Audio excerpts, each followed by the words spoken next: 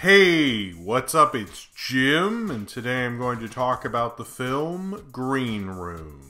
Green Room is one of those perfect action genre films that is so precise and so good you kind of can't believe it's real. And while I was watching Green Room, I was absolutely sure it's one of the best action movies I've seen in a really long time. And definitely of 2016 so far, but I doubt very much in 2016 will actually top this. Jeremy Saulnier, who in 2014 made the very excellent Blue Ruin, has followed it up with an expertly made, very tense, very thrilling action survival movie. If you saw Blue Ruin, this isn't exactly the same thing. It's actually kind of very different. It's more action genre. It almost feels less indie in terms of its preciseness and its direction. It's everything that you would love about going to the movies and seeing a great action film, but not just a great genre thing or something you can see on VOD or something like that. Green Room really shows that when an action movie's done well, it can really elevate itself to high art. It really was one of the few times I've seen a genre film that just perfectly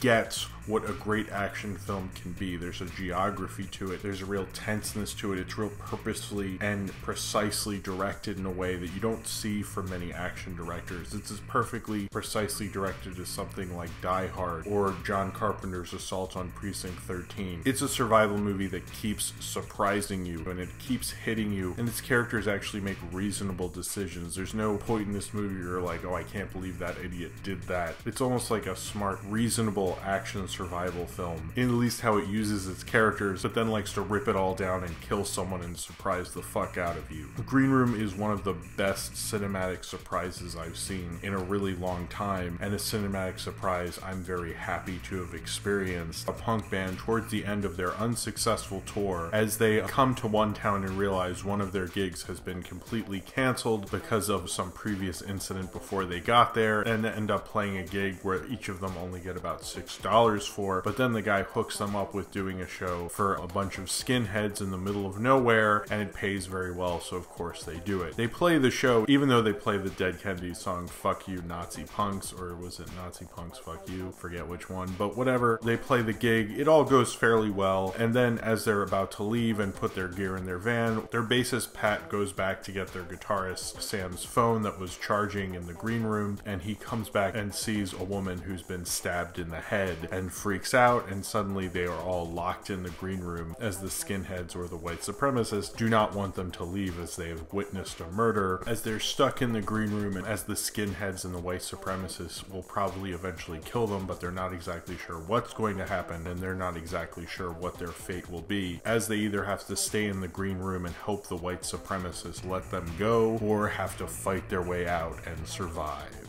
One of the biggest influences on action movies is really the Western, and I know I've said this before, but a really truly great action movie usually owes a lot to Western and understands how to use a primary location or a simple idea and make it into something really wonderful. And just as someone like John Carpenter understood that, many of the action directors of the 80s did, Jeremy Saulnier understands that as well. He understands how to use that premise, how to really build on these characters, how we need to understand these characters for us to be invested in them and invested in this story. And Green Room gets that very well. It's so amazingly tense because we kind of understand these characters. We don't know them honestly that well, but we feel like we understand them to a certain degree because we get to spend time with them. The great Westerns didn't really have a lot of action sequences, frankly. You're really just hanging out with these people and really getting to know them. They're very heavy character plays, really. And Green Room, although is still like a tense action survival movie, really owes a lot to kind of this Westerns with just kind of a simple, clear premise. And that's really something I like about a good genre film as well, and something that John Carpenter did very well in Assault on Precinct 13. It's very distinct, it's very economical, but it's very clear and precise, and that's something Green Room does very well. Most directors and most screenwriters try to overcomplicate things, try to have way too much going on, so you almost don't know what's going on and can't really tell that the story absolutely sucks. To have things be economical and this distinct in what it's it's doing, but so tense and gripping, you really have to know exactly what you're doing and really be a master kind of filmmaker. Jeremy Saulnier, I think, announces that to the world, that he went from something like Blue Ruin, which was really a really great revenge movie, to doing almost kind of a similar kind of action revenge film, but showing real preciseness in his action direction. I really haven't seen somebody understand the building blocks of action and be able to use them as well as Jeremy Saulnier really does. And he does remind me a lot of John Carpenter in Assault on Precinct 13, but instead of cops versus faceless criminals, it's skinheads versus punks, kind of like a protect the fort kind of western where the Indians are going to attack the fort. And I guess, you know, punks and skinheads are the same thing as cowboys and Indians if you think about it, sort of. I like how really one of the smart things about this film, and it uses something that Die Hard really understood, the first Die Hard at least, is geography in action films and how important it is if you're kind of just stuck in one place for the audience to understand that geography and understand just like what a certain piece of paper might mean, what that means to the story, what that means to you as an audience member, what that's saying about the story. And this film really does that very well. I see very few films, and especially action films, that really understand their geography and use that to tell their story in a way. You have to really know exactly what you're doing to use geography in such a way and tell this kind of story in that way. It's a very hard thing to do, but while you're watching it, it feels simple and easy. I mean, a lot of this I was just like kind of shocked at how perfect it kind of was. It was like watching an older film classic and just kind of accepting how good it is and not really thinking about how mind-blowing it is to see a movie this good in this current climate. I really haven't seen something that really knocked my socks off in 2016, but Green Room I think just surprised me in such a way that I was like, oh my god, this is what I want action movies to be. This is the kind of tenseness, the surprising nature of the whole thing, not really knowing where you're going to come out, but also the screenplay felt very Hollywood. Honestly, seeing this film, I could see Jeremy Saulnier doing a big Hollywood movie, but keeping his edge as a director. He's not the kind of guy who couldn't make a really good Hollywood movie. He is the guy who can make a really good Hollywood movie, but he's also one of the best directors we have around today. That he can combine these worlds, like very anti-social punk music, the whole idea of like fighting a bunch of white supremacist skinheads. I don't see a lot of movies about white supremacist skinheads, or at least I don't believe there are a lot. I don't know, I'm not an expert. The idea of him making this film, it's a little more controversial in some ways. In other ways, it's like, yeah, but like making Nazis the bad guys, how crazy is that one? I mean, but the way he does it feels like a very well-made Hollywood genre film, and that's something that I think is just so surprising about this movie. It's probably the best punk movie made in the past decade. It's interesting how anti-social everything the characters are into, but while I was watching it, it didn't feel that way. It felt like any like great action movie. I don't really know what it's like to be a cop, and maybe I wouldn't get along with that person in real life, but you were definitely brought along on that journey, and brought along on that journey very hard, and you're so in. It does feel kind of like Die Hard. When I think of Die Hard, I don't think of like this crazy cool macho action film. I think of like precise, amazing direction, and a perfectly made example of an action film, showing how action film direction can really be as high art and probably better technical direction than something that people act like is really important. But if you're really getting down to it and talking about filmmaking, this is the kind of craftsman level genre filmmaking that I wish more directors understood, and very few of them ever will, sadly. Obviously, the person everyone wants to talk about with this is Patrick Stewart playing the head white supremacist, and he's very cold and chilling. He doesn't play big moments. You've probably seen him play more big moments in like Hollywood stuff. That's usually what he does. In this, he's playing it very cold and very cool, and I really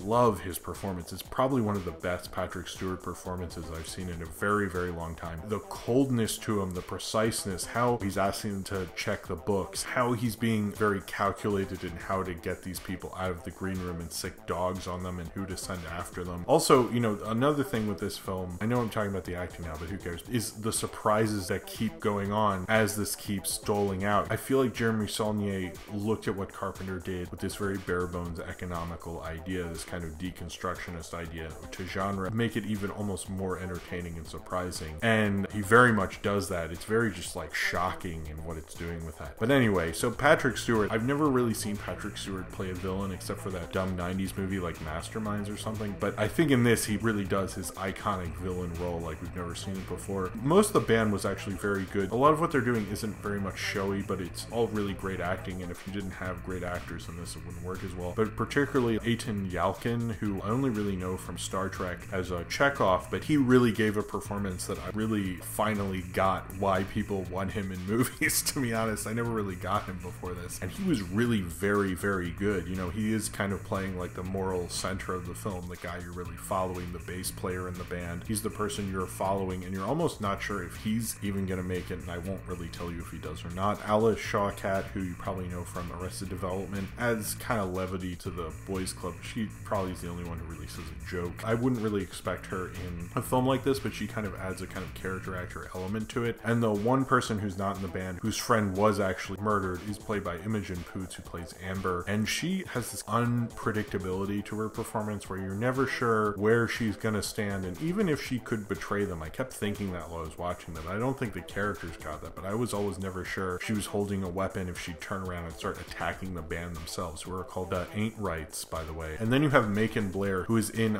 Jeremy Saulnier's last movie, Blue Ruin, and he's becoming a really interesting character actor. I wish I saw him in more movies. He has this kind of like demented quality to him, this meek quality, but there's something hidden behind his eyes that you're not exactly sure what he's going to react to, and you're never sure what he's thinking. And some people think he's thinking one thing, but you as the audience understand he's thinking something differently. He's becoming kind of like a Peter Lorre type character actor where I love to see him in almost everything. And he has this distinctive normal quality to him that I don't think many people can do as well as Macon Blair can. This is almost so genre and antisocial, you could just file it away as a cult movie, a very precise, excellent cult movie. It's something more than that. This is really fine-tuned filmmaking. This is the kind of filmmaking that cinephiles talk about and love and will be watching for a long time. This is a really great movie. It's one of the best movies I've seen in 2016, and it's probably one of the films I'm definitely going to remember. I was shocked at what I was watching. I haven't seen a film that surprised me as much, and I already knew this was probably going to be pretty good by a director I already liked, and it still won me over even more than I ever really thought it could. Green Room is a tense action movie experience that if you don't experience an action movie like this, and this isn't an action movie for you, then I'm pretty sure you probably won't be into action movies for very long, or you just have real crap taste. This is the kind of director, if he's doing this his second film out, I'm going to be excited to see probably the rest of his entire filmography, even if it kind of sucks. This just proves to me that he is a very smart, very precise, very great action director, and understands how to use action and make it look gory and violent, and you understand the gravity to everything they're doing in it. It's not like violence as fun, which it definitely is that, but it also shows you the cost of violence and the cost to all these people, and it's a real intense experience. It's the kind of film that you probably, I don't smoke cigarettes, but if you did, you'd probably want a cigarette after this. It feels very intense. It feels like you stayed up all night with this band, fighting your way through skinheads. It's an intensity that I don't think most people would feel comfortable with. This is the kind of tense, well-directed film that most people kind of can't handle, but if you can handle it, you'll be able to see one of the better, smarter genre filmmakers that we have right now. This director has more promise than any promising director that I thought currently was even promising, because he's frankly already there. He's already a great director. He reminded me how great, precise genre action directing can really be. I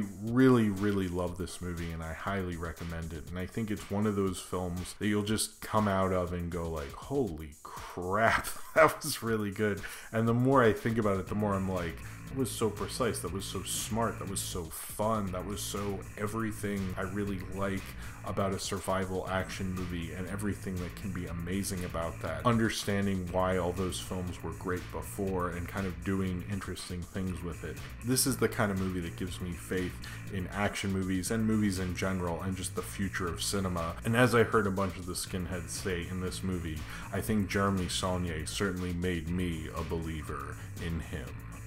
So if you have seen Green Room and you would like to talk about it, then comment below in the comments and subscribe if you would like to.